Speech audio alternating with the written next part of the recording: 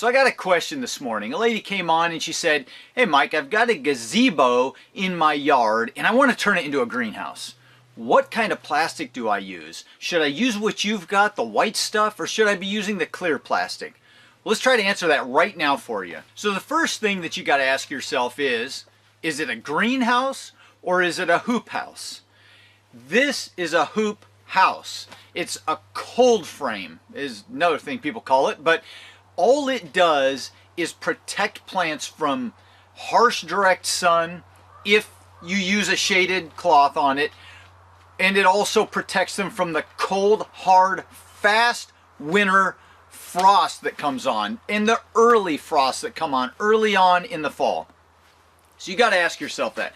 Do I want a greenhouse, something that's heated, something that is going to stay warm through the winter?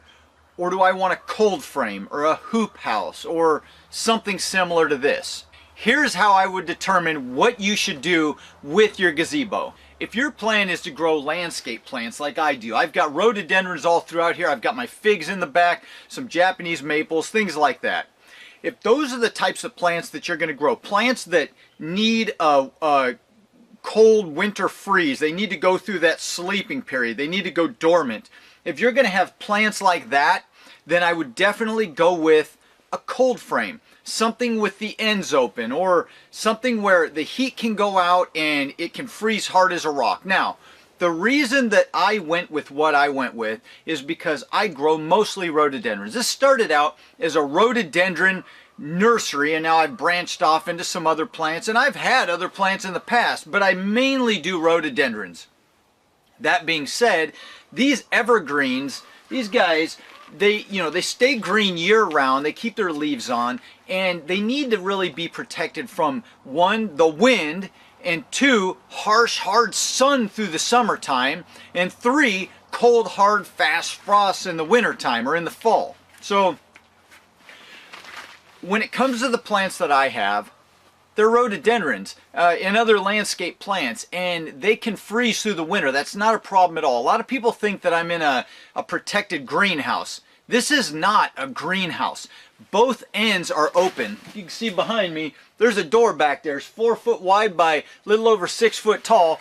It's wide open. There's no door on it. It's just an opening. Same thing on the front here. It's just wide open. And so heat doesn't typically build up in here. Now in the middle of summer, the sun's beating down on this thing. Yes, it gets a slightly warmer, a couple degrees warmer in here than it does on the outside. And even in the winter, when the sun's out on a day like today, it might be a couple degrees warmer, but it's still freezing in here. This morning I came out and these plants were all froze, the leaves were sucked down, the pots were hard as a rock. So that's not the issue. They're gonna freeze. And in the summertime when it does heat up, I roll up the sides here and let that heat blow out of there and just let the air kind of flow through a little bit easier. But that's what I have here, is just a cold frame. That's all it is. There's no heater. There's nothing in here to change the temperature at all.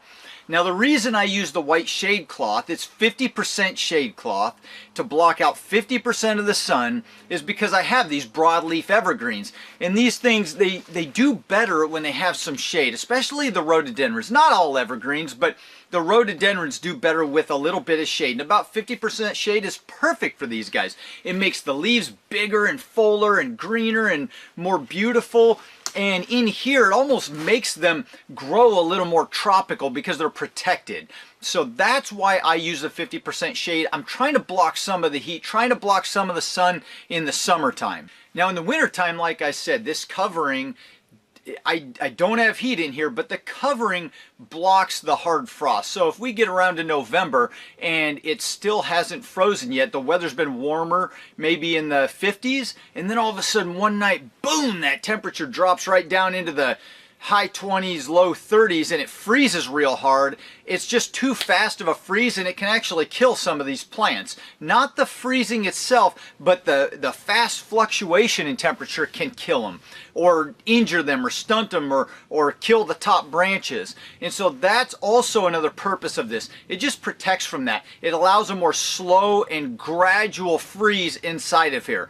Once we get a few weeks later and we get on into the winter, these guys freeze hard as a rock. Now, if you want to grow a more tropical plant, or you want to extend the season on like these figs, or a vegetable garden, or you want to grow vegetables through the winter, then I would definitely consider doing a clear plastic, not this shade cloth, because you want as much sun to get in as possible. You want warmer temperatures. However, you're going to need some sort of a ventilation system. Some people have a passive system where they've got just a vent on top and they can open it and close it real easy, or there are little devices you can hook up to them where it will open and close automatically based on temperature. You can also roll up sides or have little doors in the side that swing out a few inches and lock that way. You can have a fan that blows through. A lot of big commercial nurseries have fans mounted in their hoop houses, and they just blow constantly and they keep that air circulating through all the time.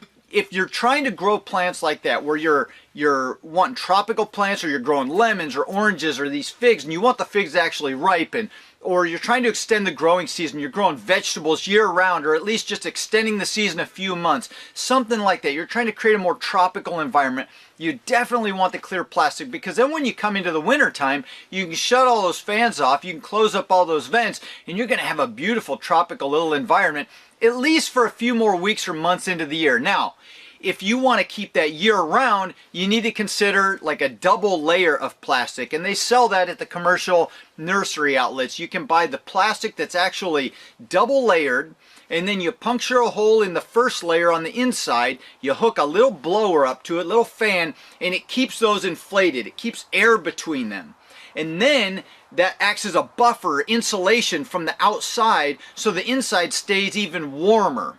So definitely something to consider if you're gonna try to grow in this thing year round through the winter. And obviously it's going to depend in part on your climate. If you live down in Arizona, it's going to stay a little warmer. You may need a little more venting in the summertime. You may not need the extra insulation in the wintertime. If you live all the way up in Michigan, you're probably going to need a lot more insulation. So that's something to consider as well. So I hope all that answers your question on why I do what I do and what I think you should do based on what your ultimate outcome is. So hope you guys enjoyed this video. Have an awesome week, and I'll see you in the next video. Adios.